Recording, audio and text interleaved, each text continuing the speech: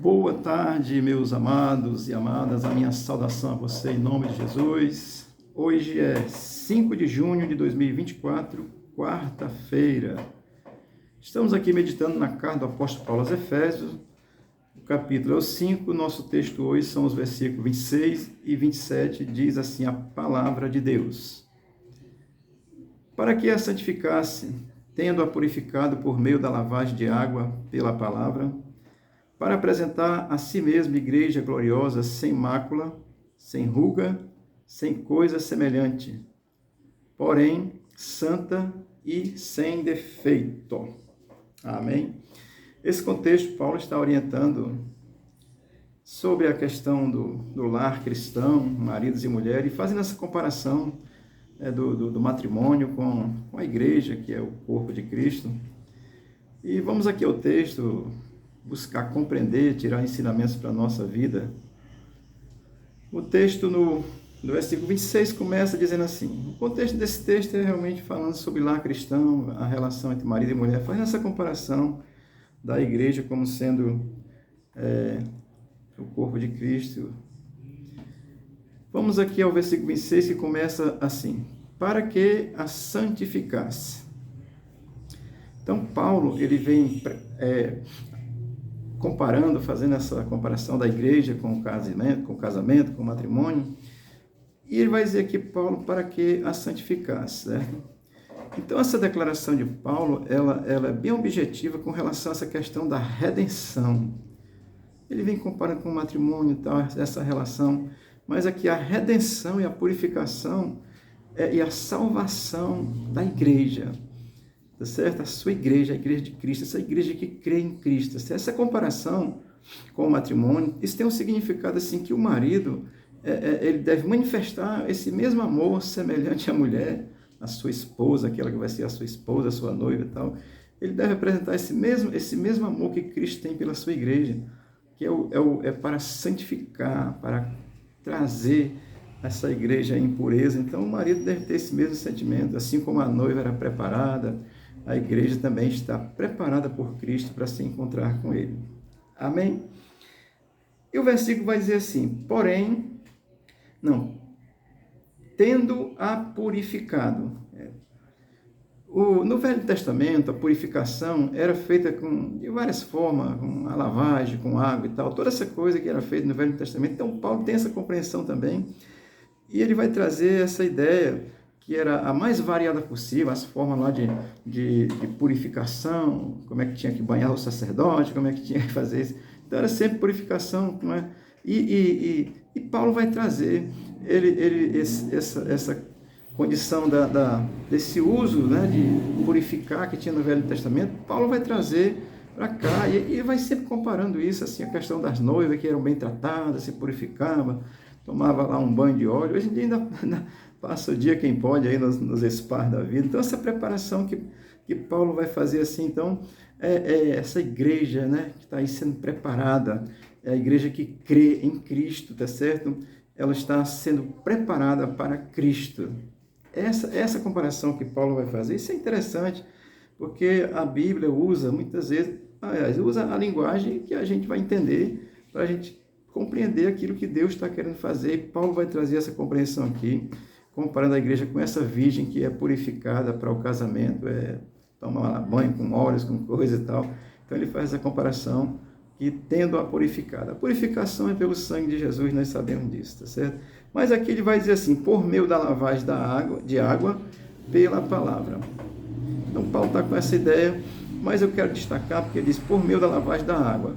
E comparando com o Velho Testamento, que era utilizada a água para purificação, mas Paulo, nessa expressão, ele traz um sentido assim muito gracioso, porque ele vai apresentar a palavra de Deus, por causa da palavra de Deus. Então, a igreja, ela é instrumentalizada, e ela é santificada, e ela é purificada através da palavra de Deus. Amém? Lá em João 17, ele vai dizer, santifica na verdade, a tua palavra é a verdade. Então, essa comparação, assim como a noiva busca ser pura, estar bem preparada, a igreja, ela vai ter essa condição, vai ter um instrumento aí gracioso para que ela seja purificada, que é pela palavra de Deus, tá certo? Tem palavra aí que é só de homem, tem palavra que é só de pregador, tá certo? Filosofias, ideologias humanas, que como filosofia é bom, mas para a igreja de Cristo, ter a vida com Cristo, não é. Tem a vida comum de todo ser humano. Mas a igreja de Cristo, ela é purificada por Cristo, está sendo preparada por Ele. O versículo 27 vai dizer assim, para apresentar a si mesmo. Ora, Paulo ensina que, Paulo tem assim, está comparando com o matrimônio, mas ele tem a visão da igreja futura. E ele diz para apresentar a si mesmo, ou seja, na vinda de Cristo. Cristo vai voltar e essa igreja vai ser apresentada a ele, tá certo? Quando essa igreja vai receber, ele vai receber a igreja como sua esposa. Então a igreja está preparada, está purificada pela palavra, porque crê, vive aqui nessa condição. E ele diz que para apresentar a si mesmo, Cristo vai chamar essa igreja para si, tá certo? Não estou dizendo isso, amado, para que você entenda. A igreja vai ser arrebatada, então ela está sendo preparada. Ele diz, para apresentar a si mesmo, para ser apresentada a Cristo.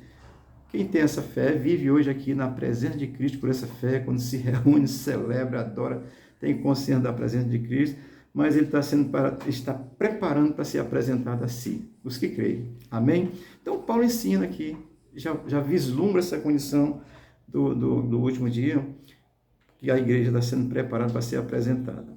E ele vai dizer igreja gloriosa.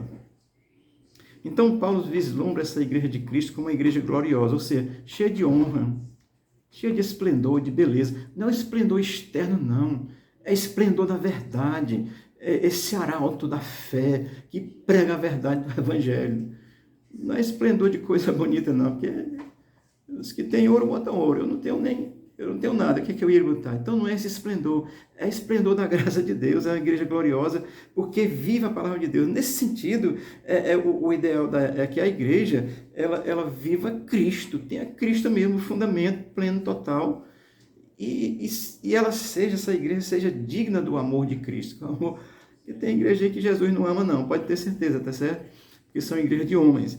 Mas essa igreja comprada, remida pelo sangue de Jesus, Paulo diz que essa igreja gloriosa, eles vislumbram essa questão da igreja gloriosa, que é essa igreja que tem esse sentido de ser apresentada plena diante de Cristo. Ele vai dizer sem mácula, o versículo diz ainda, sem mácula, sem mancha, sem a mancha do pecado. Pela fé nós somos libertos do pecado.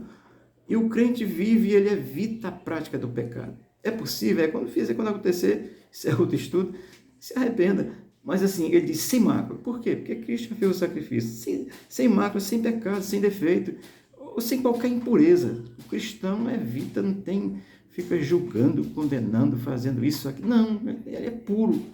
Procura ter um coração, uma mente pura, tá certo? Isso é mais uma alusão de Paulo com relação à noiva, os cuidados que a noiva tem para se encontrar com o seu futuro marido, né? Essa igreja, essa noiva que se maquia aí, esse perfume que um defeito não aparece, você nem vê. É disso que Paulo, essa igreja sem mácula, sem mancha, sem pecado, que se desvia do pecado, que procura fazer o que é certo, tá certo? Isso é a igreja de Cristo, tá certo? Sem ruga. Sem ruga no vigor da idade. Eu aqui estou com as rugazinhas, tá certo? Quando eu era mais novo não tinha essas rugas, tá certo? Então, esse sem ruga, Paulo vai dizer assim, é no vigor da sua juventude, ou seja, a igreja, ela é algo que é renovado. Nós envelhecemos, mas a igreja, o valor, o sentido, a ação de igreja de Cristo que está sem ruga, ou seja, é no vigor da idade, da beleza, da juventude, tá certo? Não, essa noiva não envelhece, tá certo? Não na idade em si, mas é o sentimento de alegria, de prazer. A igreja, ela vive hoje com essa compreensão, movida por esse sentimento de alegria, de prazer, sem ruga. As rugas aí é essa coisa que vai deixar você meio triste. Estou comparando isso porque entendo que Paulo vai dizer, sem ruga é essa igreja que tem esse vigor da sua juventude, tá certo? E ele termina o texto dizendo assim, não, ainda tem, nem coisa semelhante, ou seja, sem qualquer coisa que tenha semelhança com aquilo que não agrada a Deus, que vai difamar a sua vida de igreja de Cristo, como cristão, que é a igreja.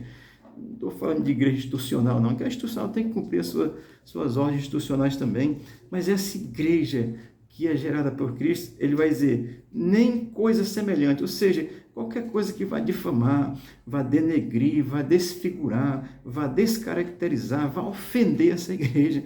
Então, é qualquer coisa. Então, a gente fica atento, o cristão vive assim, isso aqui vai comprometer a igreja do Senhor, isso aqui não é bom, então a gente vai deixando. Isso é a igreja, a esposa de Cristo, tá certo? E o texto termina dizendo, porém, santa e sem defeito.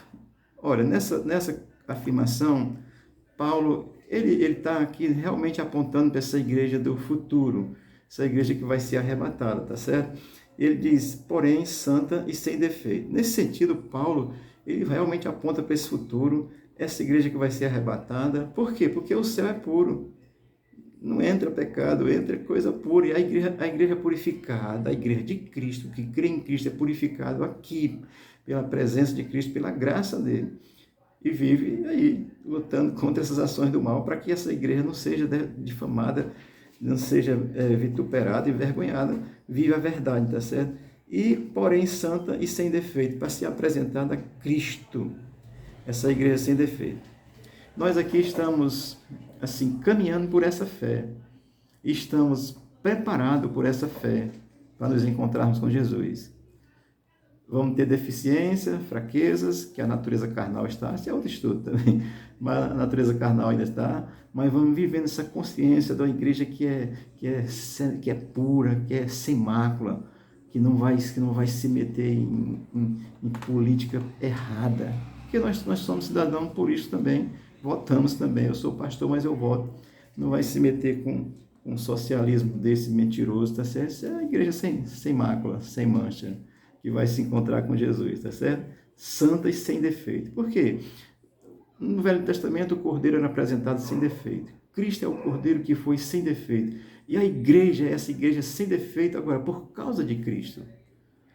As pessoas olham, o crente aí fazendo isso. Há uma natureza humana em nós que somos propensos a isso, mas a consciência de que fomos purificados pelo sangue de Jesus, pelo Cristo, pela fé nele, essa igreja está preparada. E Paulo aqui faz essa alusão, apresentando como matrimônio, para essa igreja que vai ser apresentada a Cristo, porque é santa, pura, por causa do próprio Cristo.